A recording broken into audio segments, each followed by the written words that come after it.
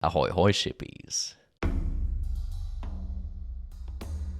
When discussing the greatest pirates of the early modern age, often raised are the names of Blackbeard, Roberts, and John Rackham. Truth be told, their deeds were somewhat paltry, especially when compared to the rovers of the previous century, the Buccaneers. If you've been watching this channel for a while, you're undoubtedly familiar with them, and may have seen the previous episodes dedicated to explaining them.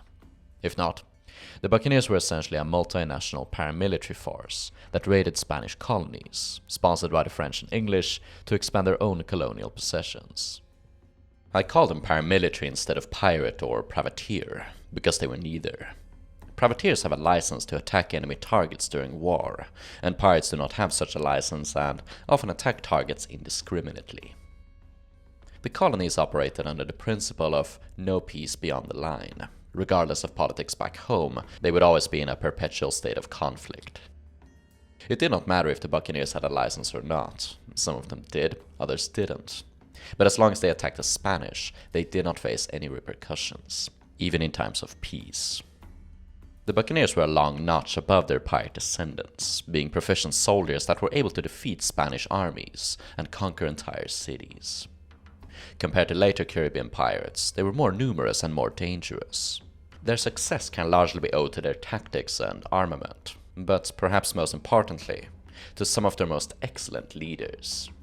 Sadly, most of the successful Buccaneers have been forgotten in popular memory, despite the scale of their campaigns, the enormity of their deeds, and adventures to thrill and excite. This video seeks to remedy that error by bringing you the 5 greatest Buccaneer Captains. As with all of these top 5 videos, I naturally can't cover every single Buccaneer that ever existed, so in all likelihood, your particular favorite may have been left out. But if I am completely honest, I doubt they were much in comparison to the captains on this list. Their deeds were simply too impactful, their adventures too grandiose, their characters too colorful. Naturally, there are many Buccaneers out there who weren't as successful, and their stories should not be neglected, because stories of failure or mediocrity are interesting as well, if not amusing. So if you want to see more videos like these with compressed biographies, say covering the most pathetic captains, the most educated Buccaneers, or the cruelest captains, do tell me in the comments. And if you'd like to know more about the captains covered in this episode, tell me also, and I might make a dedicated biography on them.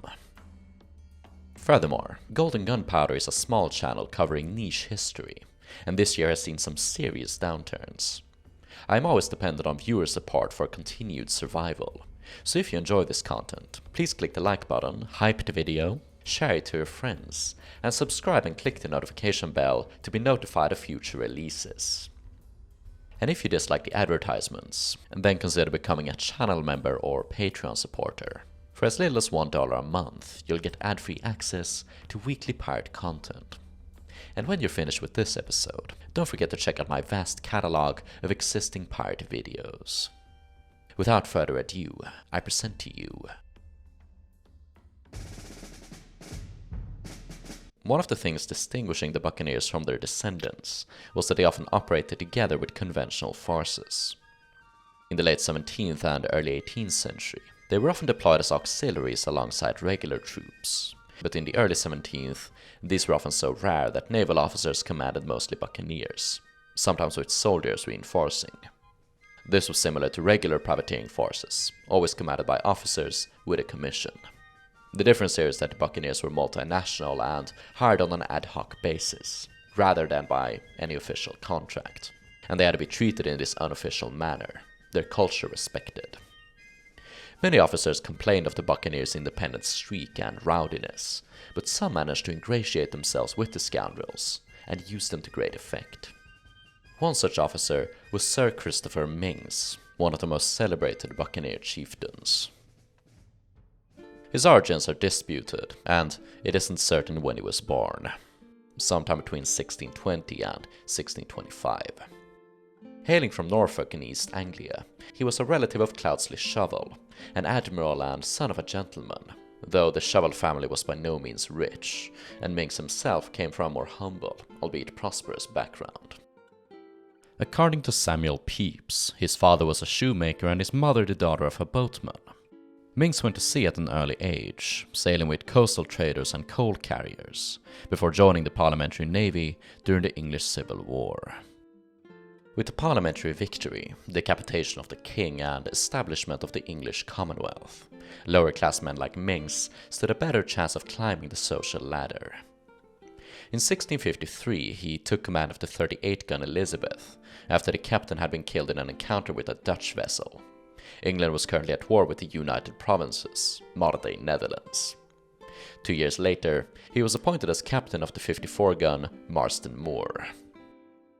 Named after a monumentous battle in the Civil War, the Battle of Marston Moor, the Moor had partaken in the conquest of Jamaica, during which the unpaid crew decided to mutiny. Interestingly, Myngs sided with the mutineers, insisting that they were compensated, though he was forced to dismiss or imprison many of them. This was the first of his clashes with the Admiralty. Nonetheless, he departed for Jamaica in November, joining Vice Admiral William Goodson in his attack on Rio Hacha, rendering a disappointing booty. Myngs returned to Jamaica, where he completed various menial assignments like transporting settlers to Jamaica and buying provisions for his men. In 57 he was back in England and went on a short leave to get married, but domestic life seemingly wasn't in his calendar. By December he was back at sea, capturing several Dutchmen in the West Indies. These captures had to be sent to Jamaica and legally condemned as prizes before the Admiralty, but to his frustration, most of them were released on technicalities, meaning that Myngs and his men had been unpaid for their efforts. These efforts against the Dutch had been fruitless for him, but he wasn't unrecognized. And being one of the few naval officers present in the region, he was appointed as a senior in the Jamaica station. He was responsible for escorting the new governor, and on his return, defeated a Spanish invasion of 550 troops in a land battle. The captured artillery was carried off and installed as part of local defenses. Not resting on his laurels, he swiftly departed on a counter-raid to Colombia, attacking Santa Marta and Tolu in rapid succession, losing only 3 men. He carried home great plunder, including a trio of ships, which were sold off to other buccaneer captains: Robert Searle, Lawrence Prince, and John Morris. 12 years later, these vessels would partake in the massive attack on Panama. Myngs was now in command of a formidable fleet: the Marston Moor, Hector, Diamond, Caguaway, and as many as 12 smaller vessels, likely barks and piraguas with no artillery. He had no need for it, as the fleet was primarily a means of transport for Myngs' 700-strong army to get to Spanish cities. In 1659 he developed the tactic of sailing to an unexpected target, disembarking his army, taking the city by storm, ransacking it, embarking and weighing anchor, and then moving on to the next target before the alarm could be delivered by land. The tactic paid off, and Myngs was able to ransack the cities of Cumaná, Puerto Cabello and Corro in rapid succession, taking great plunder and burning the buildings. Most significant was 22 chests taken at the city of Corro. These had belonged to Dutch smugglers flying Spanish colors, and held 400 pounds of silver ingots belonging to the King of Spain, along with 50,000 pounds worth of coinage. Since Myngs was a naval officer, he was expected to bring all of his loot before the Admiralty, but when it was inspected at Jamaica, they suspected that some of the haul had been plundered by the Buccaneers. Myngs admitted that this was customary among privateersmen, which Governor Doyle did not like one bit. Calling the captain unhinged and out of tune, Doyle believed he was taking his revenge for his previous Dutch prizes, the ones released on a technicality, and he was sent back home to stand trial for defrauding the state. While Myngs was crossing the Atlantic, Oliver Cromwell passed away, and rather than continuing the dictatorship, England decided to restore the crown. Myngs arrived just in time for the ascension of Charles II, and by declaring himself a public supporter of the monarchy, he was soon cleared of all charges. Now it was time to take his revenge, and he accused Governor Doyle of taking a greater share of plunder than he was entitled to, and King Charles ordered his replacement. In 1662, Myngs himself escorted the new governor, Baron Windsor, aboard his new flagship, the 46-gun Centurion. Marston Moor had been named after a parliamentary victory in the Civil War, and was no fitting name for a loyal servant of His Majesty. D'Oyly was impolitely sent back home, and whilst Windsor set about improving defenses, he promoted Myngs to Commodore and directed him against the Spanish. The Commodore mustered an army of 1,300 fighters, 2/3 of them buccaneers, the rest former soldiers, all distributed among 10 vessels, including a tiny craft commanded by an ambitious militia captain, 27-year-old Henry Morgan. Their first target was against Santiago de Cuba, located just across the pond from Jamaica, and a historical staging ground for invasions against the newfound English colony. Therefore, the attack was as much a piratical raid as it was a preemptive strike. East of the target, the fleet joined forces with Sir Thomas Whetstone, a nephew of Oliver Cromwell that had become a naval officer through nepotism, now a mediocre buccaneer. Whetstone provided Commodore Myngs with valuable intelligence, who decided to sail directly into the unsuspecting Santiago harbor. However, when the fleet came into the view of the defending castle, the winds were so erratic that Myngs had to change plans. Using the evening winds coming against them from land, he sailed to the nearby village of Aguadores, where they landed 1,000 men. The village was entirely undefended, since the enemy expected his landing at the harbor, and as day became night, they advanced inland into the forest, the guides carrying torches for light. By daybreak they reached a riverside plantation, where they filled up on water, and continued next to Santiago. By now, the defenders had heard of the landing at Aguadores, but did not think the enemy would march at night, and were entirely unprepared. Only 200 men with 2 cannons stood ready to receive them, the governor standing to reinforce with 500 reservists. This governor, Don Christopher, had formerly been in charge of Jamaica back when it was Spanish, and Myngs called him a good friend to the English. When the main force was defeated, Myngs cockily wrote how, "With the help of Don Christopher, who fairly ran away, we routed the rest." Only 6 buccaneers had died in the fighting, 20 from illness or accident. With the garrison defeated, Myngs ordered his fleet to sail into the harbor, and the fort surrendered without a fight. 7 vessels were captured, and Myngs spent 5 days pursuing the Spaniards who had escaped inland. He was unable to catch them, much to his chagrin, since they had spirited off most of the city's riches.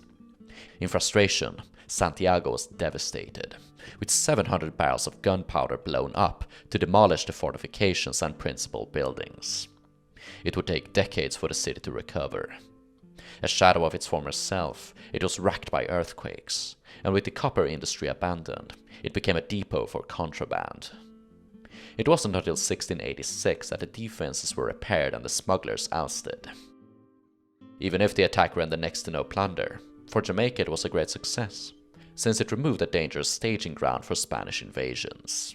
Myngs' victory also had the consequence of inspiring more buccaneers to go a-roving.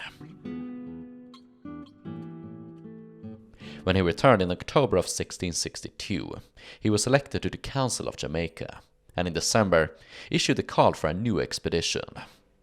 In January of 1663, he sailed at the head of a dozen ships to Mexico, rounding Yucatan and landing 1,000 men at Jamula Beach, 4 miles southwest of Campeche.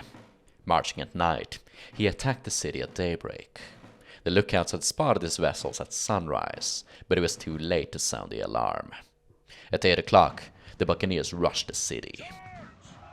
It was only defended by 150 militiamen, but they had good positions on the flat roofs of the houses and put up a spirited resistance. Myngs led the charge himself and was wounded in the face and both thighs, the location of vital arteries, and he had to be carried back aboard. Command was assumed by Edward Mansfield, a veteran buccaneer and captain of his own ship. Another 50 casualties were sustained, a staggering amount, especially considering the few defenders, who only suffered 30 casualties themselves. In the end, 170 prisoners were rounded up, and the city put to the torch, possibly to smoke out the defenders. The next day, the enemies agreed to a truce, with Myngs himself soon being well enough to negotiate, albeit via messenger. He regretted not meeting the governor, Antonio Moldano de Aldana, face to face. Several prisoners were released, with the caveat that the Buccaneers could refill on water. Most of the valuable plunder came from the ships taken in the harbor, 3 being larger vessels of 300 tons, but most of them small and medium-sized. Contrary winds meant that the fleet didn't return until April, and many Jamaicans thought they had been defeated, which would have been a disaster for the island's defense. Although he had met with great success, his wounds required attention and rest, so Myngs returned back to England. Spain and England had signed a 3-year truce, and complaints of Myngs' attacks had forced the king to condemn them, but the Commodore returned as a hero. The next year he was appointed as Vice Admiral to serve in the Second Anglo-Dutch War, where he fought with distinction at the Battle of Lowestoft in June of 1665. He was knighted for his service. In June of 1666, he partook in the 4-day fight aboard the HMS Victory. Here he was shot in the throat, but refused to leave the deck, standing upright while compressing the wound with his fingers.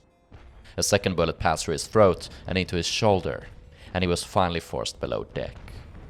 He lingered long enough to return to his home in Goodman's Field, Whitechapel, where he passed away. One of the distinguishing marks of Myngs as a naval officer was that he was very popular with his men. As shown by his career, he would lead them from the front, let them take the plunder they wanted, and sided with them when they were unpaid. At his funeral, his men were recorded as having tears in their eyes, and they pleaded for the king to give them a fireship, which they wanted to send against the enemy to take their revenge. After the Battle of Lowestoft, a portrait was made of his likeness. The battle can be seen raging in the background. It is a fascinating portrait. The color scheme of black, gold, and white is impeccable. It is both royal and Puritan, humble and extravagant, regal but with militaristic simplicity. He is seen brandishing a sword from its sheath, the blade marked by notches, revealing his experience in hand-to-hand combat. Most interesting is perhaps his face, his elusive expression. For one, it is probably the most English face I've ever seen. Look at that apple-red hue. His brown eyes, though dull at a first glance, seem piercing and excited in a sly and subtle manner, befitting the gentle smirk to his lips. Though Christopher Myngs was a Commodore, Vice Admiral and Knight of England, it is the portrait of a schemer, a rogue, and a pirate.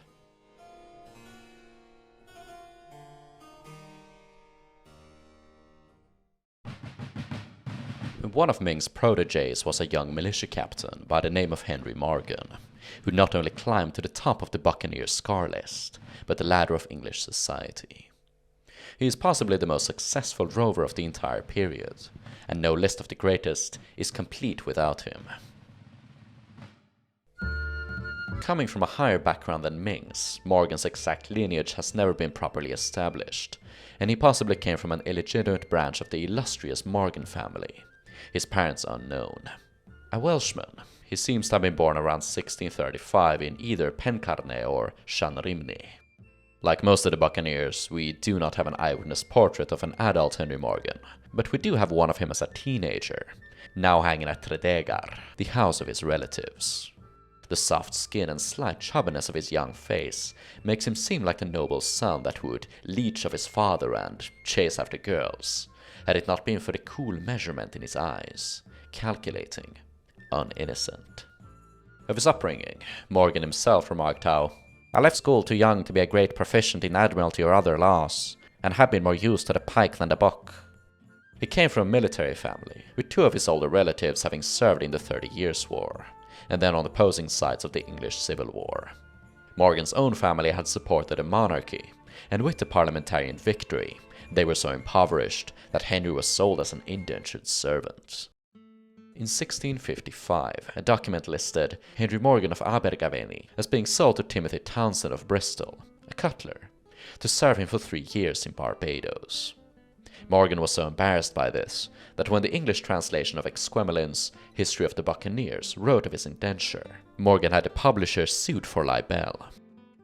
Nonetheless, Exquemelin wrote how Morgan finished his term of servitude and afterwards sailed to Jamaica, presumably in 1658, to seek his fortune in the newly established colony, a land of opportunity.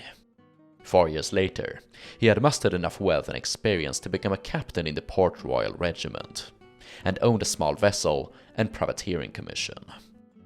In 1662, he joined the fleet of Christopher Myngs, before departing from his fleet after the Campeche raid in 63. According to Morgan, he was roving at sea for 22 months afterwards, a very long time, and likely an excuse for committing piracy in peacetime. Attacks on the Spanish had been forbidden by the new governor, Modiford, and the Buccaneers excused them by saying that they didn't know of the truce and were still operating under their old commissions. In 1665, Morgan was part of a 200-strong expedition against Tabasco, which later had a hot sauce named after it. Few losses were sustained, booty captured, and the Buccaneers proceeded to Central America. Hiding their ships on the coast of Nicaragua, they proceeded in canoes up the San Juan River, entering Lake Nicaragua with native assistance.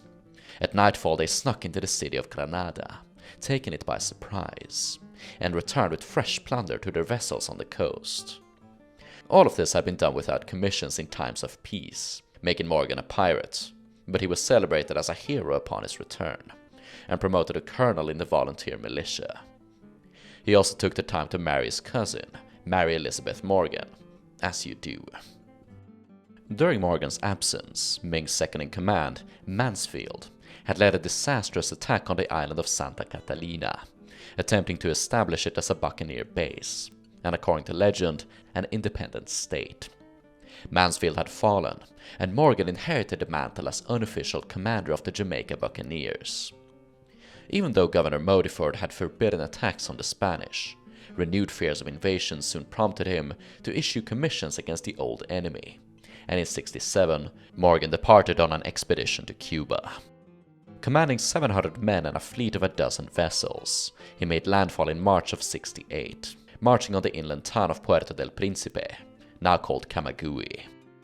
At the plains outside of the city, they met with 800 Spaniards, consisting of militiamen, cavalry, and native auxiliaries, but these were bested by the superior firepower of the freebooters, inflicting heavy casualties. Príncipe was taken, but the spoils were disappointing. As ransom for the hostages, Morgan took 500 heads of cattle and turned them into provisions, before departing to Panama. 200 Frenchmen decided to desert him, resentful over the poor pickings and the danger of the new target. According to Exquemelin, a fight had broken out between a French and Englishman over the marrow bones of the bovines. The 500 Englishmen continued uninterrupted, and transferring to smaller vessels on the Panamanian coast, rowed to Buenaventura, where they made landfall. Marching into Portobello at night, they captured it at daybreak. The nearby castle put up a fierce resistance, and Morgan allegedly used a group of captives, including women, noblemen, nuns, and friars, as a meat shield for his advancing sappers. The defenders fired at them nonetheless, and the walls were scaled with large ladders. Rowing across the bay, Morgan captured the harbor castle of San Felipe, allowing his fleet to anchor safely in the harbor. With the town occupied, the denizens were tortured to reveal their treasure, and Morgan corresponded with the neighboring governor to receive a ransom for Portobello. After some back and forth, the Spanish reinforcements backed off, the ransom was paid, and Morgan returned triumphantly to Jamaica. Returning in August of 1668, Morgan was already preparing his next expedition by October. Gathering at Ilha Vache off Hispaniola, he was given command of the 34-gun Oxford, a navy frigate recently sent from England. The firepower of the Oxford, combined with the army of 1,000 buccaneers, would allow Morgan to assault heavily fortified Cartagena. However, the Oxford blew up in an accident, causing half of the buccaneers to desert. They had to pick a new target. A French filibuster and former follower of the dreaded Jean d'Avenant, alias François L'Aulnay, suggested an attack on Lake Maracaibo, which L'Aulnay had sacked 3 years prior. L'Aulnay was another powerful filibuster, and many have undoubtedly expected him on this list. However, much of his story was fabricated, and though he commanded a large force, was never as successful or impressive as the other men in this video, and he's better relegated to a list of cruel buccaneers, even if his cruelties have been exaggerated. If you wish to learn more, I do have a biography episode dedicated entirely to him. Anyway, Morgan's fleet arrived at Maracaibo in March of 1669, where they captured a fort at the entrance of the lake without a fight. In fact, the defenders had spotted the Buccaneers and left them a surprise. A burning fuse leading to the powder magazine. Just an inch before the kegs, the fuse was extinguished. They sabotaged the defenses and proceeded to Maracaibo town. The commanding officer was only able to muster 12 militiamen, I call them the lads, and he decided, wisely perhaps, to leg it. Morgan spent 3 weeks sacking the town, searching the vicinity, and torturing prisoners for hidden loot. They proceeded to Gibraltar, bestowing it a similar treatment. After capturing several vessels, they made ready to return home, but were bottled up by the Armada de Barlovento, a pirate-hunting fleet of 3 heavily armed ships. They demanded Morgan's surrender on the pain of death, but he had other plans in mind. After a week of preparations, Morgan's fleet weighed anchor, heading straight for the Armada. A large Spanish prize had been turned into the Buccaneer flagship, and she sailed straight for the Spanish admiral. When it was too late to turn back, Morgan revealed his trick. The flagship was a fire ship, a living missile set alight and directed upon the enemy to scorch them. The Spaniards swiftly caught fire, and the 2 other vessels panicked and deliberately ran themselves aground and set ablaze. The Buccaneers rescued the larger vessel, turning it into their new flagship. With the fort reinforced, Morgan attempted to retake it, but the assault was repelled. He proposed a ceasefire, but the Spanish refused. In return, he deployed another ruse, staging a fake assault, diverting the Spanish attention to the land side, and allowing his fleet to slip by the seaside undisturbed. Morgan seemed destined to retire, having now amassed great plunder in the form of cash and slaves, married his cousin, and bought himself sugar plantations on the island of Jamaica. He was a member of the ruling council and a personal friend of Governor Modiford. Spain and England were negotiating a truce, and piratical forays forbidden. However, the depredations of the Buccaneers had forced the Spanish to deploy their own corsairs as a countermeasure, and these scalawags now began to threaten Jamaica itself, when they made coastal descents and attacked the plantations.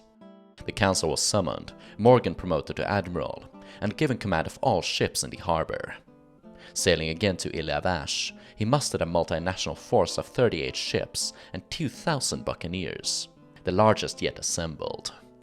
Among them were multiple names that would have their own impact in pirate history, including Lawrence Prince, captain of the Widdy Galley, Charles Swan, Bartholomew Sharp, Roque Brasiliano, Alexander Squemelin, and Erasmus Raining. This expedition was the backstory of countless buccaneers and pirates. The fleet sailed first to Santa Catalina, retaken by the Spanish a few years prior. It was taken without a fight, and used as a forward base by the fleet. A detachment of 3 ships and 470 men sailed to Chagres River on the mainland, capturing the fort, allowing the rest of the army to proceed and use it as a staging ground. However, Morgan's flagship struck a hidden reef, and the 4 vessels following him were lost. 10 men drowned, along with a witch brought aboard by Morgan to tell the future. The fort was garrisoned, and Morgan proceeded up the river with 1,500 men in canoes and piraguas. For 7 days the Buccaneers trekked through the jungle, enduring the elements and starvation, reduced to eating leather, before finally coming before the great Pacific Ocean. The Buccaneers proceeded down the coast, pausing at a farm to sate their hunger on cattle. Having filled their bellies, they met the Spanish army in the field the next day, January 28, 1671.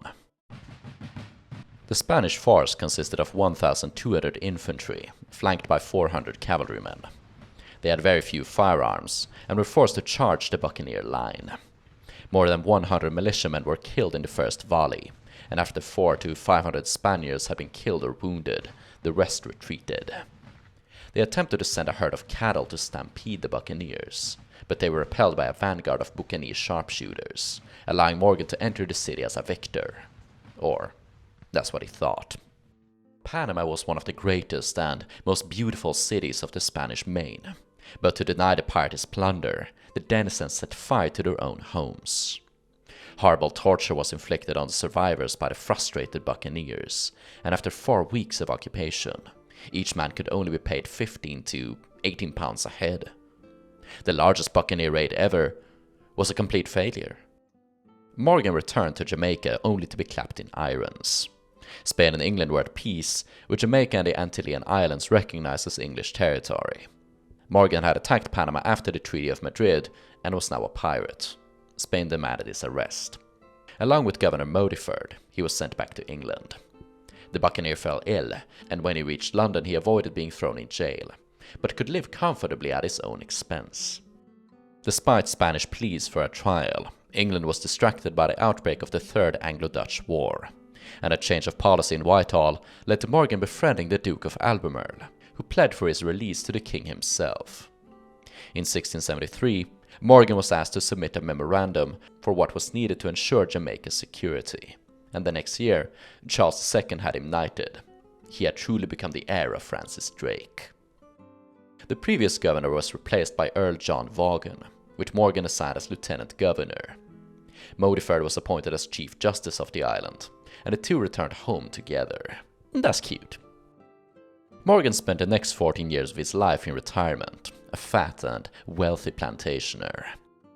Initially he made dealings with the Buccaneers, either inviting them to his own house on the island, or sending them to the French colony of Saint-Domingue, where he received a commission payment for their activities, even when they attacked English shipping. However, pressure from England and changing sentiment soon shifted his opinion of the Buccaneers, and he condemned many of them to the gallows. By the 1680s, he had become a fierce opponent of their activities. In 1678, a former surgeon of Morgan's, Alexander Exquemelin, published a somewhat fictionalized account of the admiral's exploits. An English translation of the Spanish translation soon surfaced in England, depicting Morgan in a less than savory light. Morgan had the publishers sued, his lawyers saying that Morgan despised the Buccaneers. Nonetheless, the damage had been done, and Morgan has since been remembered as a controversial figure. People are uncertain if he was a simple pirate or a hero of the nascent empire. It is likely that Jamaica would have fallen without his service. Naturally, this segment on him has been seriously compressed for the sake of brevity, and this story of the Buccaneer No. 1 is deserving of its own episode. He spent the rest of his life drinking and never had any children. In 1688, he died of dropsy, leaving behind several properties and an estate worth £5,000.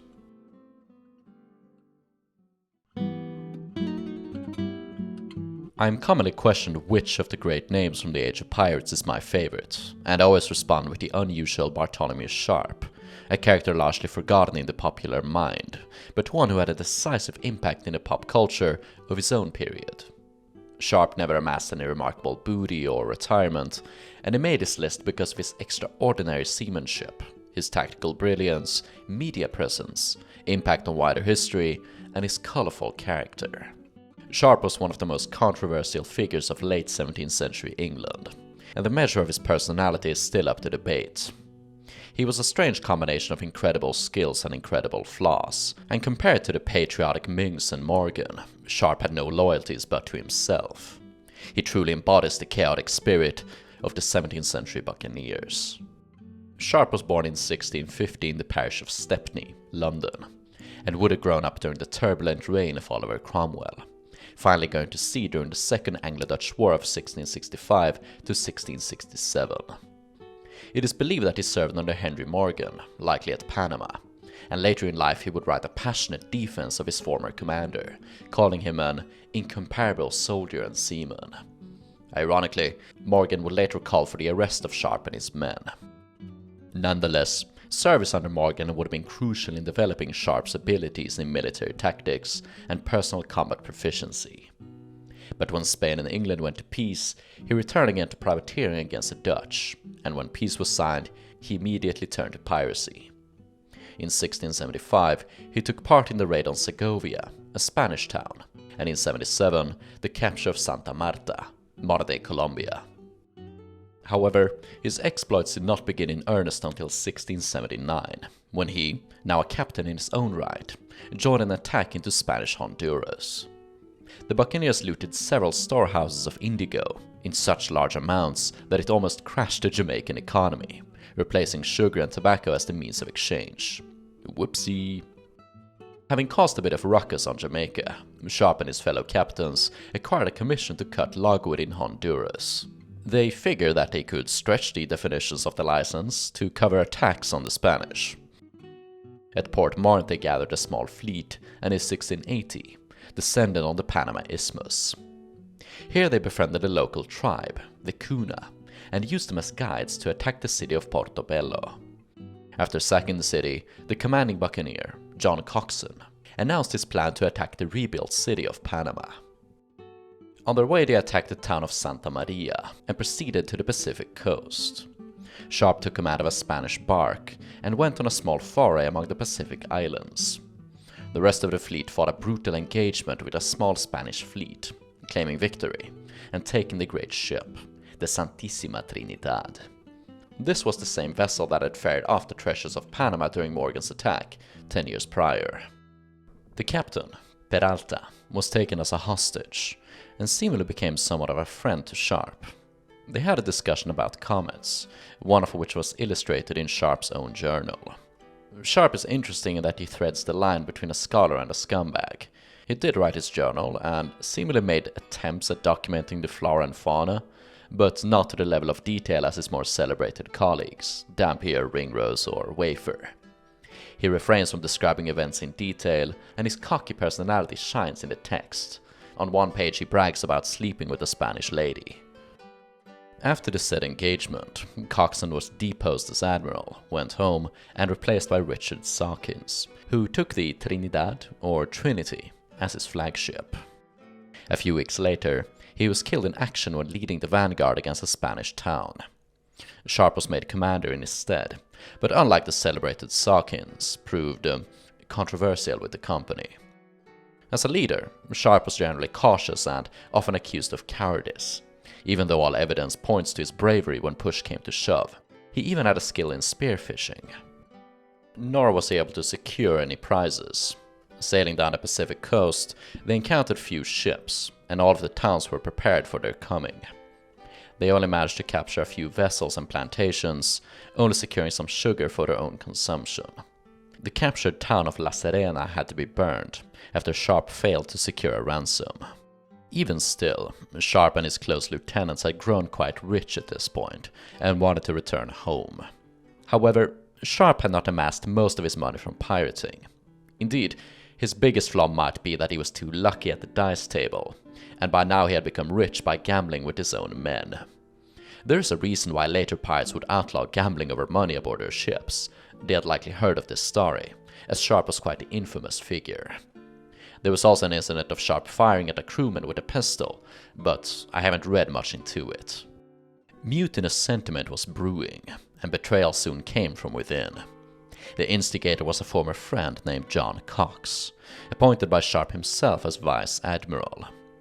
The mutiny almost turned violent, had prudent men not mediated between both sides, leading to John Watling being appointed as the next captain. First order of business was to clap Sharp in irons. Next, Watling had to deal with Sharp's second in command, Edmund Cook. He was accused of buggering his servant, and joined Sharp in the bilboes. Watling intended to attack the wealthy city of Arica, but two prisoners informed him that it was prepared for their coming, and nigh impregnable. Watling panicked and executed one of the prisoners in cold blood, calling him a liar. Sharp said that the attack would be their doom, but Watling proceeded nonetheless, knowing that if he couldn't secure a prize, he'd end up like Sharp.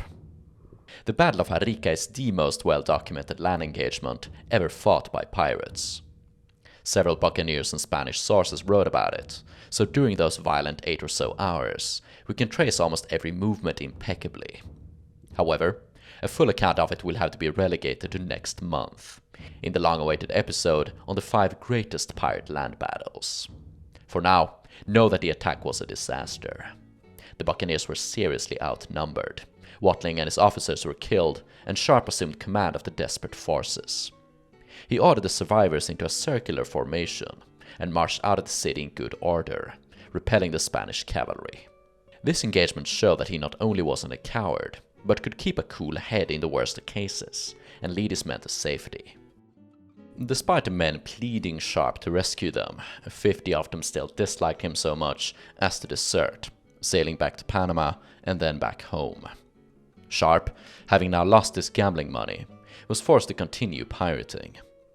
Refraining from attacking settlements, they captured a number of prize ships, most notably the Santo Rosario. Aboard they found several hundred ingots of silver, which they mistook for tin and decided to leave behind. Whoopsie. However, they did capture a wagoner, a book of maps and nautical charts of the Spanish Pacific, which was arguably more valuable, since the region was virtually unexplored by the English. After being repelled at the town of Paita, the Buccaneers decided to call quits and sail back home. Instead of returning the way they had come, they decided to sail south and through the Straits of Magellan. However, they were unable to find them in the frigid and stormy conditions, and Sharp sailed instead around Cape Horn, the first Englishman to have done so from the west. In less than 4 months, he sailed the Trinity back to the Caribbean, a journey of remarkable length, and even though Morgan issued a warrant for his arrest, he was nonetheless stunned by Sharp's achievement, cementing him as a legendary seaman. The company left the Trinity behind on St. Thomas, with Sharp and several of his crewmen bound for London. Among them were several of the writers, including Basil Ringrose, William Dick, and John Cox, who had seemingly made up with Sharp after, instigating a mutiny against him. Booking passage aboard the White Fox, they reached Plymouth on the 25th of March, 1682, lodging at the Anchor Inn. Here they were seen carrying portmanteaus of jewels, gold and silver, coined and uncoined. Less than 2 months later, Sharp and his men were arrested on charges of piracy and brought before the High Court of Admiralty. However, the pirates were released on, quote-unquote, lack of evidence. What? There was plenty of evidence against them, presented by the Spanish ambassador. In truth, Sharp and his men had made a deal with the government, set us free, and will give you the wagoner taken from the Santo Rosario. Since the Pacific region was totally unexplored by England, and knowledge of it was essential for future commerce and warfare, they decided to comply. Sharp and his men were given full pardons by the king himself. Ironically, the Buccaneers would soon come in contact with a publisher named William Crook, as I always say, fitting name, who decided to publish the Journal of William Dick in 1684. Ringrose and Cox had their journals published next, and all of these journals admitted rather blatantly the horrible crimes they had committed, including murder and torture, with no attempts to justify their actions from any legal or moral standpoint. Dick says that they call themselves privateers of the Kuna chieftain to claim legitimacy, but cynically admits that this was a pretense. Ringrose's journal also speaks rather fondly of Sharp, but some believe it may have been doctored by the publisher, or even by Sharp himself. By the end of the 1680s, Sharp had become a notorious figure in London, and probably from the published journals and word of mouth from his exploits. In 1690, he even ended up in a dictionary, when the entry Captain Sharp defines a great cheat and a huffing, yet sneaking, cowardly bully. Also, a noted English buccaneer. Charming. Sharp was certainly interested in redeeming his own reputation, but his own journal wasn't published until 1699. In it, he portrays himself as a professional and level-headed commander, without any mentions of his gambling or him personally executing the captain of the Rosario with a point-blank musket shot. But we're getting too far ahead. His adventure is far from over. Sharp spent a lot of his money while imprisoned, and after his pardon, wasted away the rest on good fellowship. According to William Dick, merchants did not want him aboard, fearing he would instigate mutiny, and the Admiralty had issued orders not to allow him passage to the Americas, fearing he would stir up more trouble with the Spanish. However, a separate document reveals that he was offered a promotion to naval officer and given command of the sloop Bonetta. An illustration of her is currently present on screen. She was later deployed in a treasure hunting expedition. Perhaps the promotion came before the order. Either way, Dick claims that Sharp bought a small boat, and when sailing down the Thames, boarded and captured a French vessel. With his new deck under him, he sailed to Romney Marsh where he stole some sheep, proceeding afterwards to the Caribbean. In 1684, he had accepted a pirate hunting commission from the governor of the Leeward Islands. Much like Morgan, the poacher had turned gamekeeper. Not really. Sharp did capture a pirate, Thomas Henley, but instead of sending the ship back home as a prize, Sharp took it for himself and fitted it out with additional weapons and crewmen. The next year, he joined a French filibuster expedition to Campeche, claiming that the French had made him do it. Sure, Sharp, sure. However, his pirate hunting commission also allowed him to take savage Indians, and he did capture a large number of Spanish Indians as slaves, which he decided to sell on the island of Bermuda. Sharp entered Bermuda to find it in a state of turmoil. James II, having just ascended to the throne, had decided to revoke Bermuda's status as a private colony, instituting a royal governor of the island.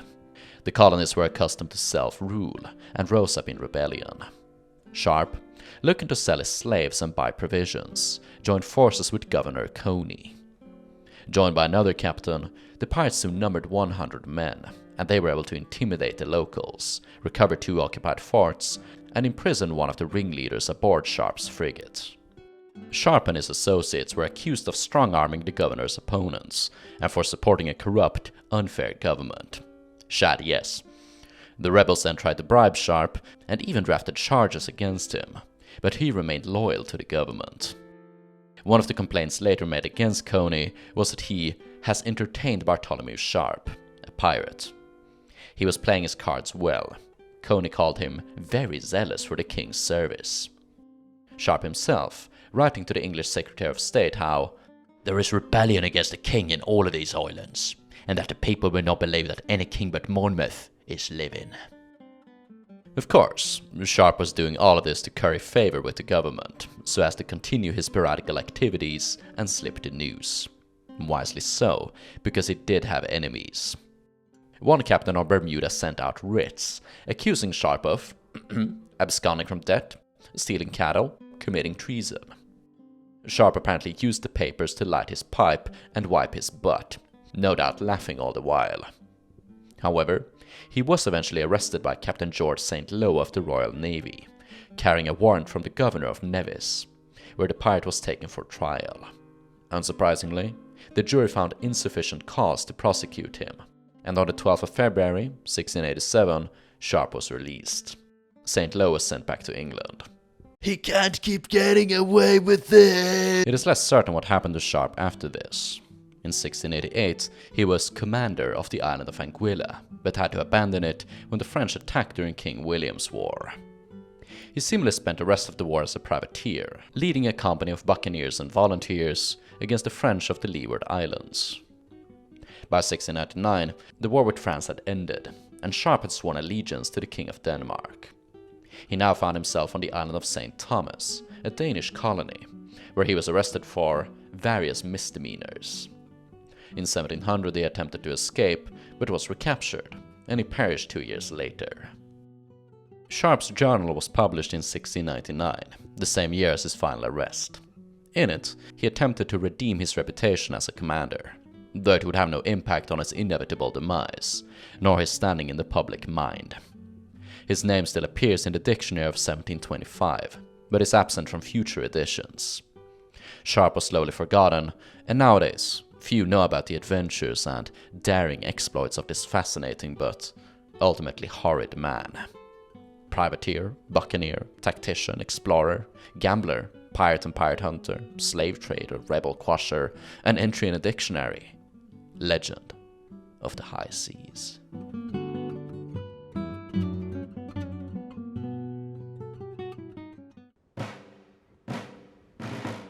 The aforementioned François L'Olonnais is often celebrated as Morgan's progenitor, and his French equivalent.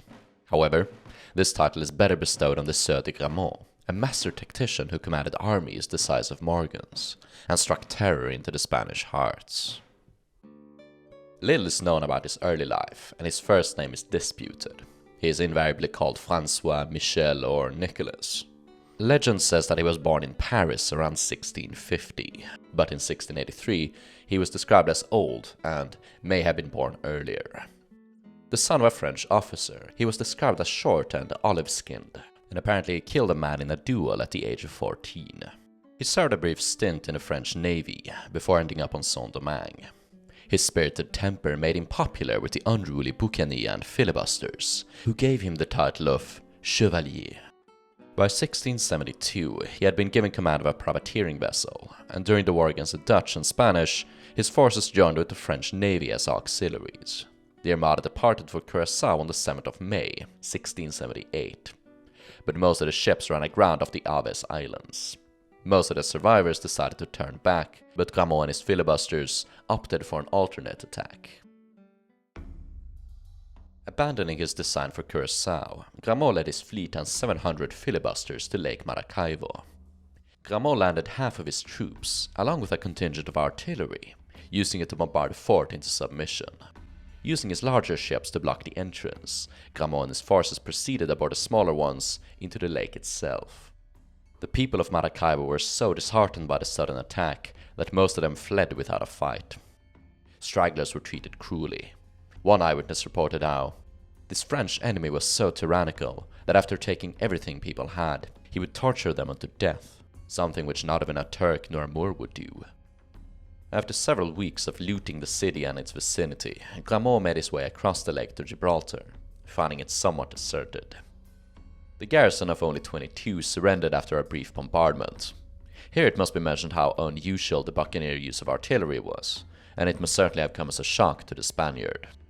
After taking Gibraltar, Grammont proceeded 50 miles inland to Trujillo, defended by a fort and a garrison of 350. They outflanked the fort by climbing some hills thought inaccessible, and proceeded to plunder the town. The refugees had to run 75 miles to escape him, and Grammont had become the undisputed master of the entire region. On his way back he set fire to Gibraltar, and didn't depart until December, his ships now loaded with plunder and captives. On Christmas Eve he entered Petit Goave, the pirate capital of the Caribbean, and was given a hero's welcome. At home, the war was winding down, and Grammont seemingly spent the next year and a half relaxing in Saint-Domingue, likely spending his loot. In June of 1680, he was leading a small crew of 47 men in an attack on Caracas. The small number was nonetheless able to take the sleeping city entirely by surprise, capturing the commander and 150 soldiers. The Buccaneers quickly got to looting the city.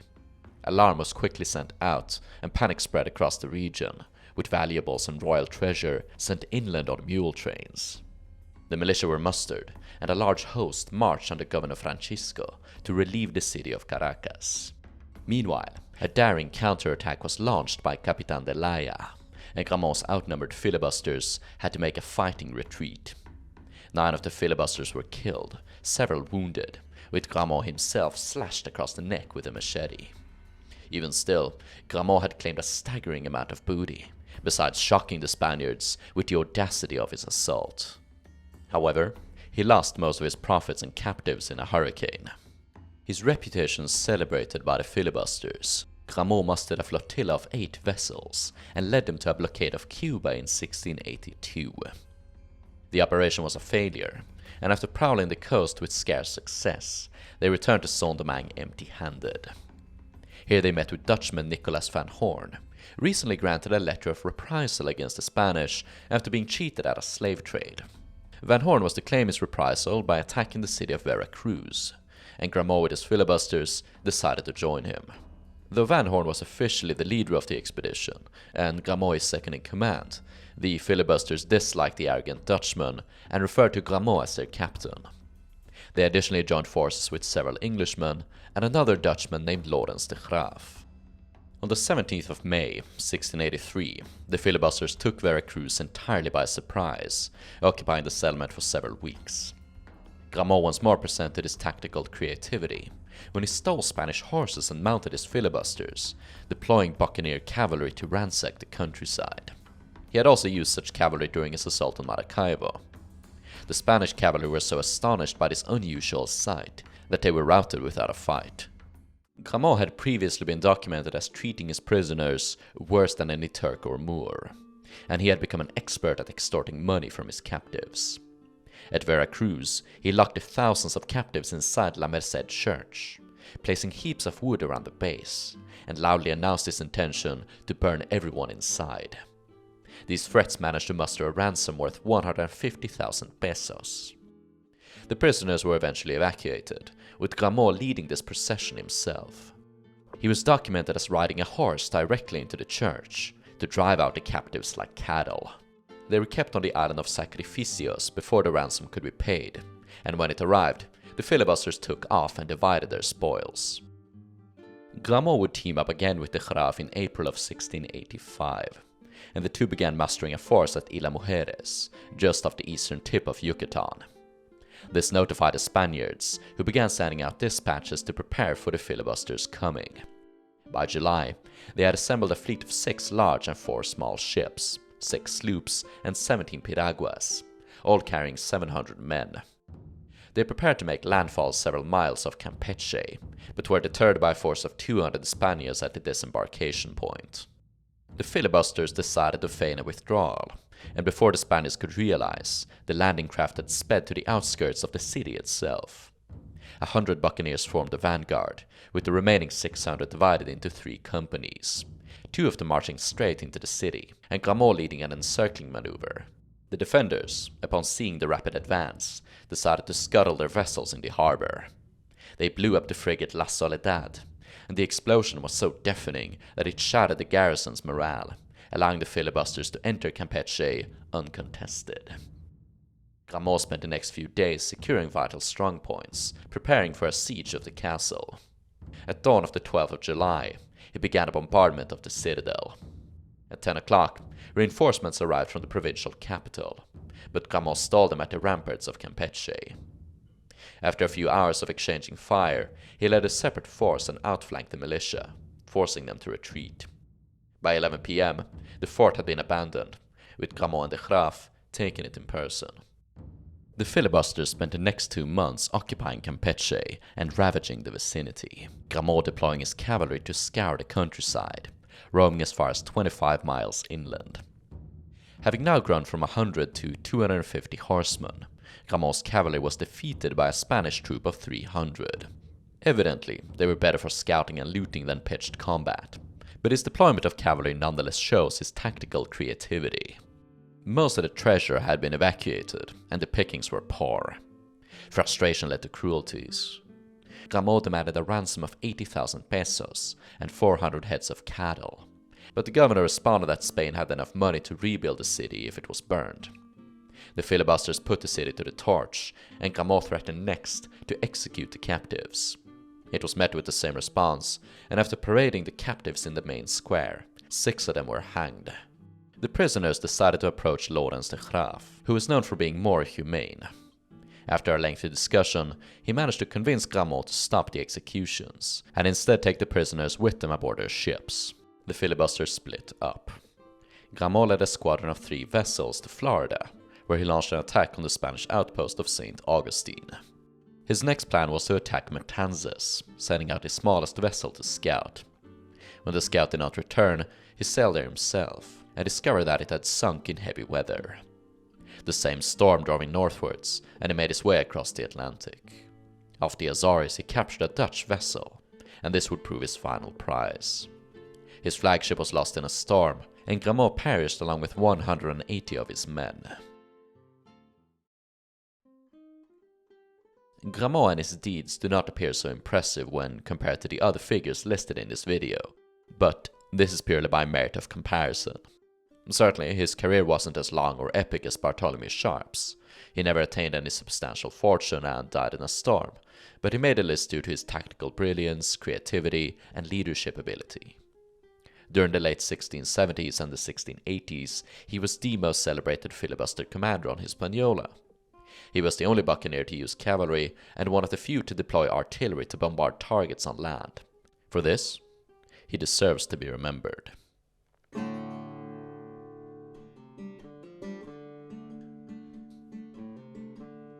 If there's any buccaneer made for legend, it would be the swashbuckling Lawrence de Graaf. His very appearance was fit for a picture. Tall, blond, with a dashing moustache, and accompanied both aboard his ship and ashore by a small orchestra of violins and trumpets. A master swordsman, gunner, tactician and sailor, he served under Holland, Spain, France, almost England, treated his foes with dignity, and eventually retired as a prosperous, married man. In the Dutch seaport of Dordrecht, Lawrence was born in 1653. At the age of 21, he moved to the Canary Islands and married a Spanish woman. He worked as a sailor, eventually joining a merchant expedition to Cuba. Here the officers were arrested for smuggling, and he found himself stranded and without a job.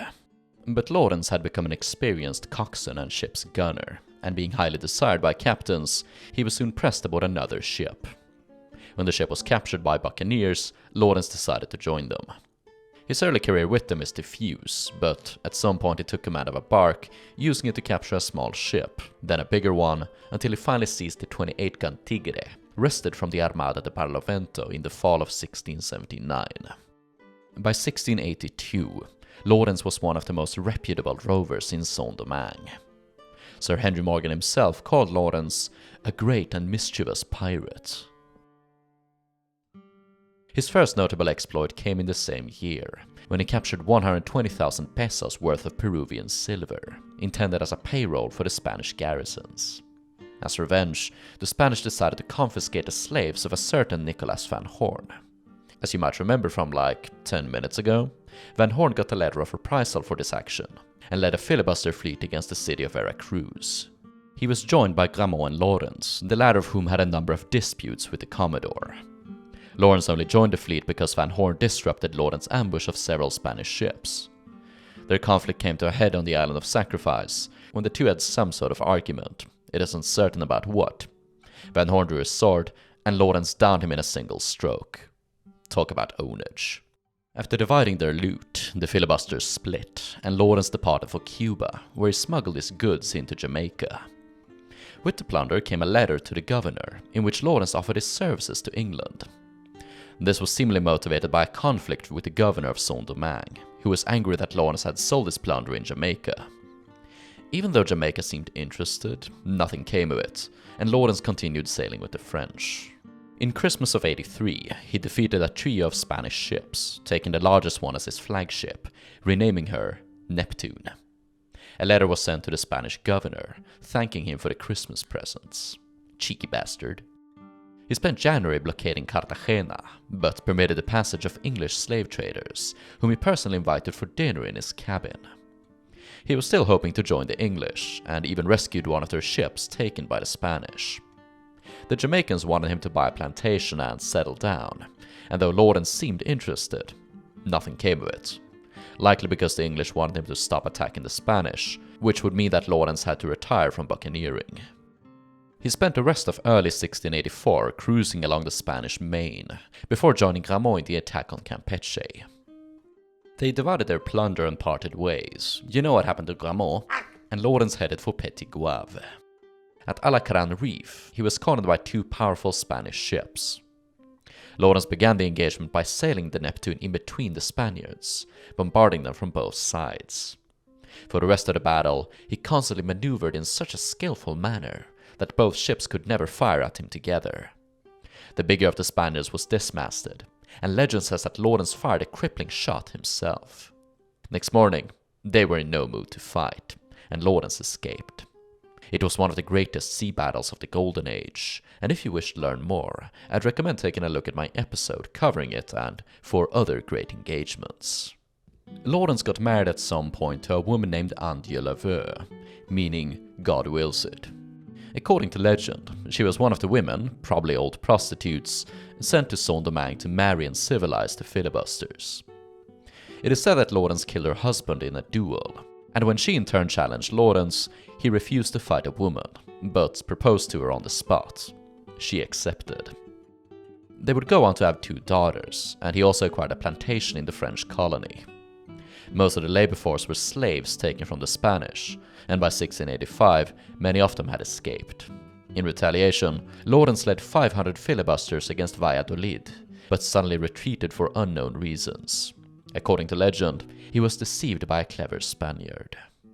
And this whimper of an attack was to be his last major excursion against the Spanish, as the French government had finally become intolerant of indiscriminate buccaneering expeditions. Lawrence continued plying the sea, but his mighty Neptune was lost in a shipwreck. He managed to escape. By now, he had become such a notorious figure among the Spaniards, known as Lawrencillo, Little Lawrence, a name still used in Veracruz to frighten children. In 1687, a squadron of Biscayan privateers was deployed to hunt him specifically, but when they finally found him off Cuba, they ran aground. Several coast guards came to their rescue, but Lawrence defeated them. This was not the last attempt on Lawrence's life. In August of the same year, a Corsican corsair named Blas Miguel accused Lawrence of murdering his brother and attacked Petit Goave with 85 men. Though the corsairs did a lot of damage, they were eventually defeated. It is unknown if he was present during the attack itself, but it doesn't seem like it. Forbidden from attacking the Spanish, his next major act was a treasure hunt. Pirates didn't really hunt for buried treasure, but they often targeted sunken ships, usually Spanish galleons loaded with gold and silver. Lawrence's target was a galleon lost off Serranía Bank, and after several weeks of diving, he recovered several cannons. This was a valuable haul, since cannons were expensive to produce, and especially hard to come by in the colonies. On his way back home, he learned that war had broken out between France and England. Lawrence made a promise to the people of Jamaica that he would get a commission and ravage their northern coast, and he soon returned and made true to his promise. An official declaration of war had not yet arrived on Jamaica, who had long had a truce with Saint-Domingue, and panic spread throughout the island. After returning home, Lawrence joined a small army led by the governor, mustered against a Spanish invasion of 3,300 troops. The Frenchmen were confident, despite being outnumbered 3-1, and they were soundly defeated in the open field. Lawrence managed to escape, and his reputation was unharmed. In the record from 1692, the French called him Sieur de Graff, Lieutenant of the King. The new governor, Ducasse, spoke fondly of the Dutchman. "I am obliged to tell you, Monseigneur, that he is one of the finest sea officers there is in Europe." In 1694, de Graaf and Ducasse rallied 3,000 filibusters in a massive raid on Jamaica, defeating the small garrison near Port Royal. However, the Jamaican plantations proved difficult to breach. Each one was like a tiny fortress, impossible to take without artillery, and the Frenchmen had to contend with whatever they could grab. In the end, they had displaced and murdered hundreds of Jamaicans and carried off 1,600 slaves. However, the English would have their revenge. In 1685, a joint Anglo-Spanish force landed on Saint-Domingue, outnumbering Lawrence and his defending troops. Forced to retreat, they had to watch their homes and plantations being burned by the enemy. Lawrence's wife and 2 daughters were captured. To make it worse, Lawrence was accused of scheming with the enemy, owing to his foreign background, and was sent to France for a court-martial. Luckily, he was exonerated of all charges, but his family were not released until peace was signed in 1698. With his plantation burned and fortune ruined, Lawrence hoped to make some money by joining an expedition to Louisiana, serving as a pilot. In January of 1699, the fleet arrived in the small Spanish settlement of Pensacola, where the Spaniards recognized the French interpreter as Lawrencillo. The French departed to what is now Biloxi, Mississippi, where in 1700, a census listed the Graaf as a clerk for the king. However, he soon after returned to Saint-Domingue, where he spent the last of his days with his wife and children.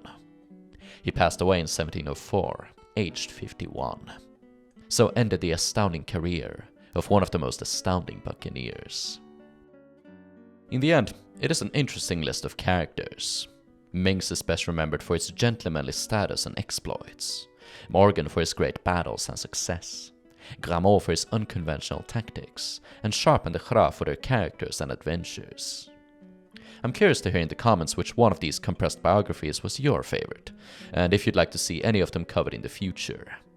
Already I can say that I'm unlikely to cover Myngs and Grammont. Morgan will probably receive an episode in the near future, but Sharp and de Graaf will probably not receive due attention until 2027 or 8. We have some things to cover before then. At the end of December, I also intend to publish a Q&A video, so if you have any questions directed towards me, the channel, or anything in general, Feel free to post it in the comments, by email or Discord, and I will see if I can answer it in the December video. Until then. A lot of you watching engage in various forms of creative endeavors, ranging from novel writing to game design. Some of you have expressed interest or contacted me for consultation in your projects. So with the advice from one of my clients, I have set up a Fiverr account where you can now hire me to consult on your project. I offer research, proofreading, editing, and critique. Or we can just spitball ideas. You'll find a link in the video description or pinned comment below. Otherwise, support Gold Gunpowder by liking the video, giving your thoughts on the video, subscribing, and clicking the notification bell. Monetarily by buying some merch or becoming a Patreon supporter, where $1 a month gets you early, ad-free, and sponsor-free access to my videos.